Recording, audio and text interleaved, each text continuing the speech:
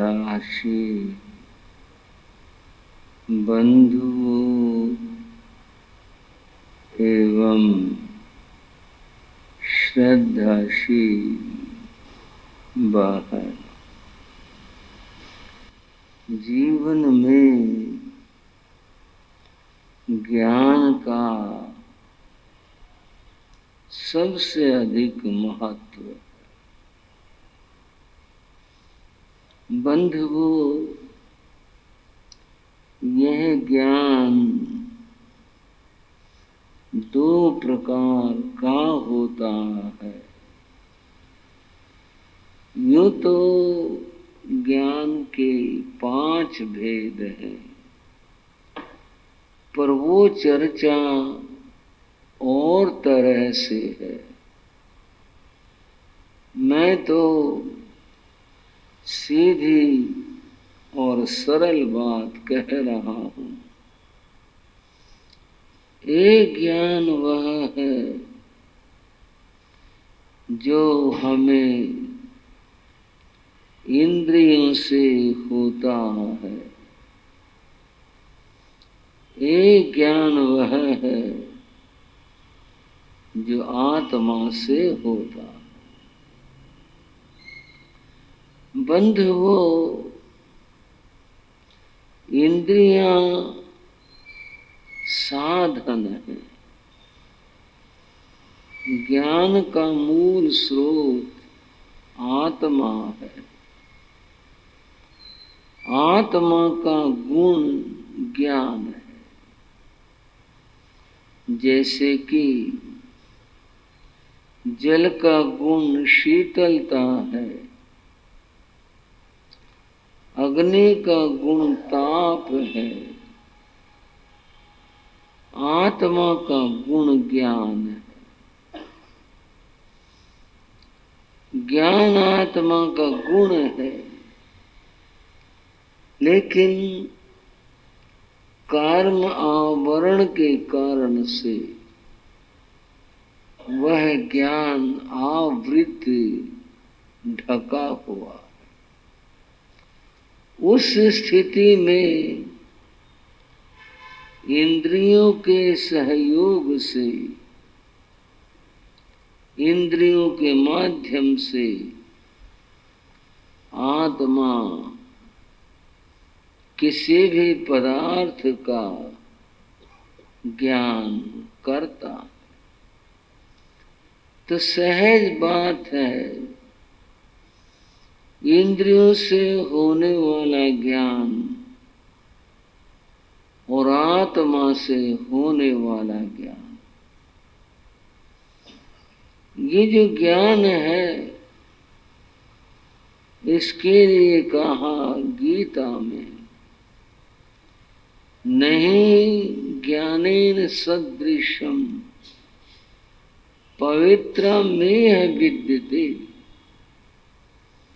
संसार में ज्ञान से अधिक पवित्र और कुछ नहीं। सबसे पवित्र ज्ञान होता। तो बंधुओं, इंद्रियों से ज्ञान सीमित होता है, आत्मा का ज्ञान असीम होता है। इस ज्ञान को हम बोध भी कहते हैं। किसी व्यक्ति को, आत्मा को बोध प्राप्त हो जाए, अर्थात ज्ञान हो जाए, उसकी 3 स्थितियां हैं। एक तो स्वयं से, अपने विचार और अपने चिंतन से ज्ञान होना, उसको स्वयं बुद्ध कहते। एक है किसी घटना विशेष से प्रेरित हो करके चिंतन से ज्ञान उत्पन्न होना, तो वह प्रत्येक बुद्ध कहलाता। एक है बुद्ध बोधित, ज्ञानियों का उपदेश सुन करके, उनकी बातें सुन करके, उनके समझाने से जो ज्ञान होता है, जिस व्यक्ति को होता है, उसको बुद्ध बोधित कहते हैं। ज्ञानियों का उपदेश सुना तो ज्ञान हुआ। कौन आत्मा कब कहाँ जागृत हो जाए, ये कुछ कहा नहीं जा सकता। और बंधुओं, इस जागरण की बात कुछ हमारे सामने आ रही है, जिसको हम समझें। भगवान ऋषभदेव की चरित्र के प्रसंग में भरत और बाहुबली, इनके युद्ध का प्रसंग था।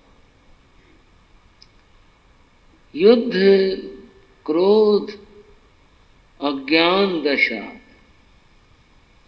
क्रोध होगा तो युद्ध होगा। क्रोध अज्ञानियों की चीज है, अज्ञानियों की बात है।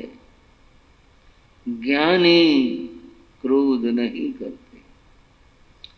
अज्ञान अवस्था में ही क्रोध होता है। पर वहां तो युद्ध हो रहा था। एक भरत का पक्ष था, एक बाहुबली का पक्ष था, और युद्ध उन दोनों के मध्य हो रहा था।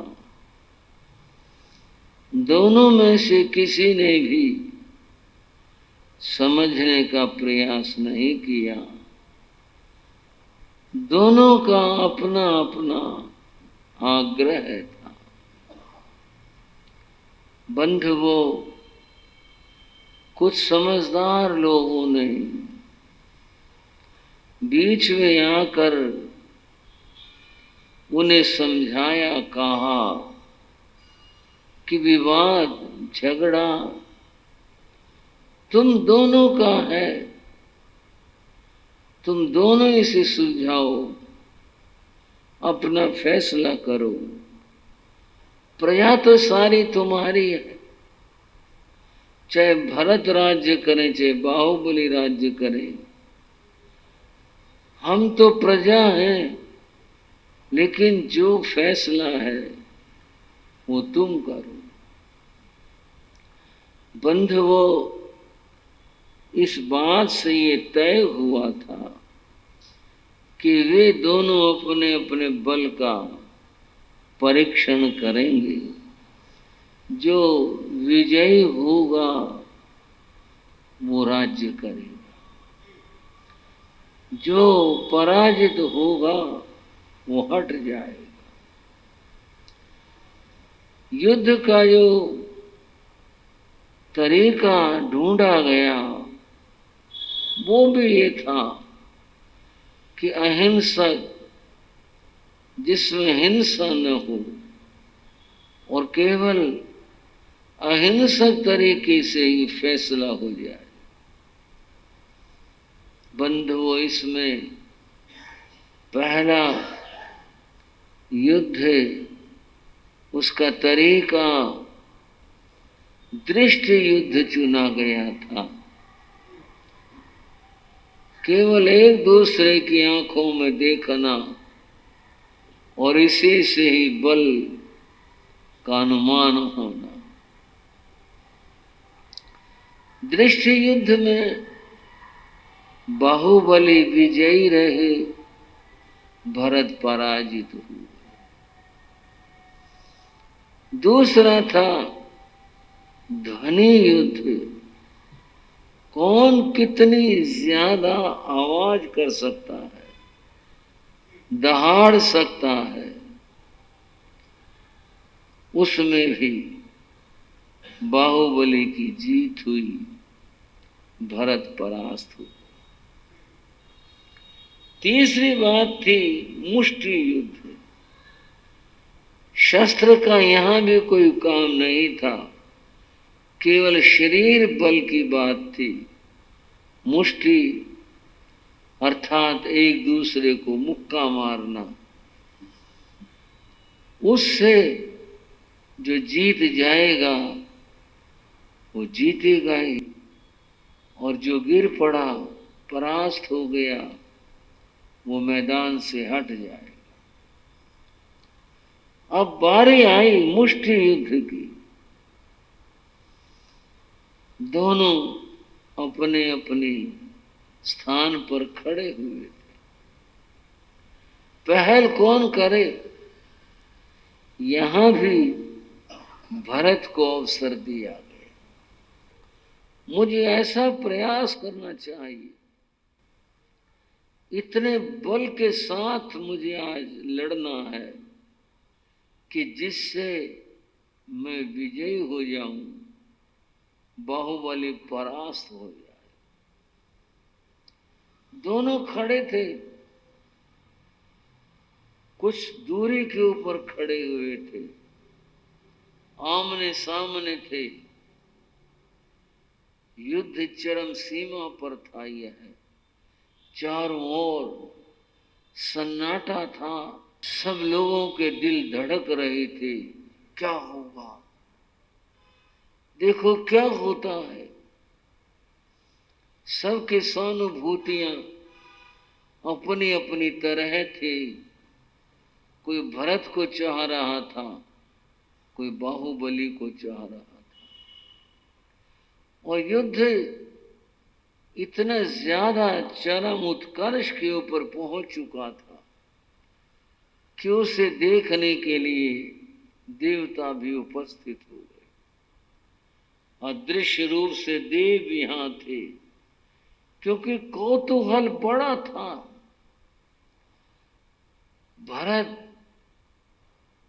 को चक्रवर्ती होना है, और चक्रवर्ती किसी से परास्त नहीं होता, और बाहुबली महान बलशाली है। क्या होगा? सबके अंतर में अत्यंत इस बात को लेकर के कौतूहल बना था। क्या होगा? मैंने बताया कि मनुष्य क्या, देवता भी उस युद्ध को देखने के लिए आए। क्या होगा? और जैसा कि नियम होते उनके अनुसार ध्वनि की गई, शंख बजाया गया, भरत को पहला अवसर दिया गया। भरत ने अपने आप को पूरी तरह से तैयार किया था कि मैंने इस बार अपनी पूरी शक्ति लगा देनी। और जैसे ही वो क्षण आया मुष्टि युद्ध का, भरत ने अपना पूरा बल अपने बाहों में मुष्टि में उतार लिया, और फिर दौड़कर भागकर सामने गए, क्योंकि फासला रखा गया था जिससे कि दौड़ में शक्ति लगे और शक्ति का संचय हो। और उन्होंने जाकर पूरे बल के साथ बाहुबली के कंधे के ऊपर प्रबल प्रहार कर दिया। इतना प्रबल प्रहार था, एक बार तो लोगों की आंखें मूंद सी गई, बंद सी हो गई। और जब देखा तो देखा यह कि बाहुबली जमीन में घुटनों तक धंस गए थे। ओहो, इतना भयंकर वार, इतना भयंकर इन्होंने मुष्टि प्रहार किया कि आदमी जमीन में धंस जाए। और वो भी थोड़ा नहीं, घुटनों तक जमीन में धंस जाए। ये तो ऐसे रह गए, खड़े रह गए। इस कार्य से भरत को प्रसन्नता मिली। अब ये निकलना सहज नहीं है, निकल भी जाएगा। अब बाहुबली वो नहीं कर सकता जो मैंने कर दिया। लोग भी देख रहे थे, भरत पीछे खड़े हो गए, बाहुबली घुटनों तक धंसे हुए थे। लोग देख रहे थे अब क्या होगा। बाहुबली अभी भी संयत रहे और उन्होंने कहा, भरत तुमने अपना पूरा बल आजमा लिया, तुम जो कर सकते थे तुमने अपना बल दिखाया, दिखाना भी चाहिए था, क्योंकि ये युद्ध है, ये वार्ता नहीं है। तुमने अपना बल दिखाया, अब तुम भी तैयार हो जाओ। अब बारी मेरी है, अब मैंने अपना बल दिखाना है, तैयार हो जाओ। उनके कहने में, उनके बोलने में बड़ा बल था, आत्मविश्वास था। लोगों ने देखा ये बात जो इन्होंने कही है ये तो बहुत गहरी है।